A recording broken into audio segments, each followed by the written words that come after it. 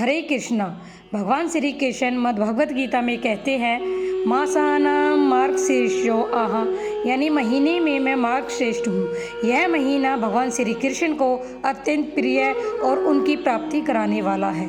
और इस महीने में आने वाली जो एकादशी है वो भी अत्यंत महत्वपूर्ण है। जो व्यक्ति सच्चे मन और श्रद्धा से इस एकादशी का पालन करते हैं उन्हें अश्वमेध यज्ञ का फल प्राप्त होता है। तो चलिए मैं आपको इस एकादशी की कथा सुनाती हूँ। कथा इस तरह है।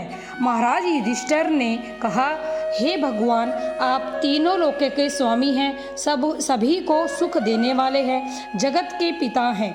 मैं आपको नमस्कार करता हूँ। हे देव, आप सबके सखा हैं, अतः मेरे संशय को दूर कर मुझे बताइए कि मार्गशीर्ष एकादशी का क्या नाम है। उस दिन कौन से देवता का पूजन किया जाता है, उसकी क्या विधि है, कृपा कर मुझे बताइए। भगवान श्री कृष्ण कहने लगे कि धर्मराज, तुमने बड़ा ही उत्तम प्रश्न किया है। इसके सुनने से तुम्हारा यह संसार में फैलेगा। मार्गशीर्ष शुक्ल एकादशी अनेक पापों को नष्ट करने वाली है। इसका नाम मोक्षदा एकादशी है। मोक्षदा एकादशी के दिन भगवान के दामोदर रूप की पूजा की जाती है। इसके पीछे की कथा है कि गोकुल नाम के नगर में वैखानस नामक राजा राज्य करता था। उसके राज्य में चारों वेदों के जानने वाले ब्राह्मण रहते थे। वह राजा अपनी प्रजा का अपनी संतान की तरह लालन पालन करता था। एक बार रात में राजा ने एक सपना देखा कि उसके पिता नरक में चले गए हैं। यह सोचकर उसे बहुत ही अचंभा और दुख हुआ। सुबह उठकर वह विद्वान ब्राह्मणों के पास गया और अपना सपना सुनाया और कहा कि मैंने अपने पिता को नरक में कष्ट उठाते हुए देखा है। उन्होंने मुझसे कहा है कि हे पुत्र, मैं नरक में पड़ा हूँ, यहाँ से तुम मुझे मुक्त कराओ।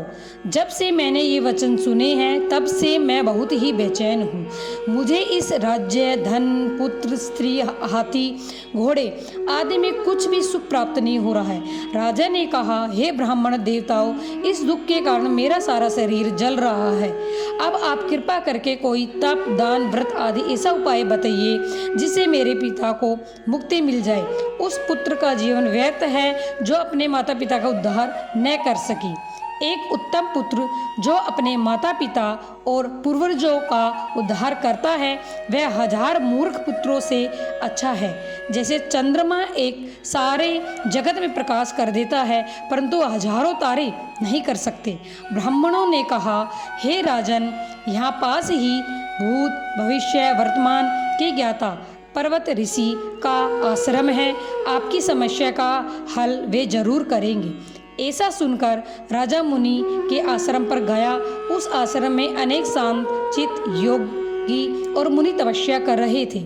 उस जगह पर्वत मुनि बैठे थे। राजा ने मुनि को प्रणाम किया। मुनि ने राजा से कुशल मंगल पूछा। राजा ने कहा कि महाराज, आपकी कृपा से मेरे राज्य में सब कुशल मंगल है, लेकिन अचानक से मेरे चित्त में अत्यंत अशांति होने लगी है। ऐसा सुनकर पर्वत मुनि ने आंखें बंद की और राजा के भूत के बारे में विचार करने लगे। फिर बोले, हे राजन, मैंने योग के बल से तुम्हारे पिता के कुकर्मों को जान लिया है। उन्होंने पूर्व जन्म में कामातुर होकर एक पत्नी को रति दी, किंतु सोत के कहने पर दूसरे पत्नी को ऋतुदान मांगने पर भी नहीं दिया। उसी पाप कर्म के कारण तुम्हारे पिता को नरक में जाना पड़ा। तब राजा ने कहा, इसका कोई उपाय बताइए। मुनि बोले, हे राजन, आप मार्गशीर्ष एकादशी का उपवास करें और उस उपवास के पुण्य को अपने पिता को संकल्प कर दें। इसके प्रभाव से आपके पिता की अवश्य नरक से मुक्ति होगी। मुनि के ये वचन सुनकर राजा महल में गए और मुनि के कहने के अनुसार कुटुंब सहित मोक्ष एकादशी का व्रत किया। इसके उपवास का पुण्य उसने पिता को अर्पण कर दिया।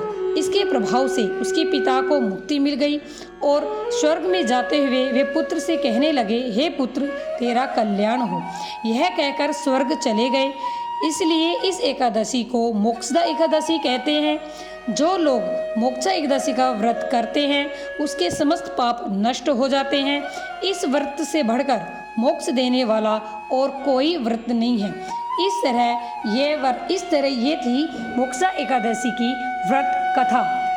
आज के लिए दोस्तों इतना ही। राधे राधे।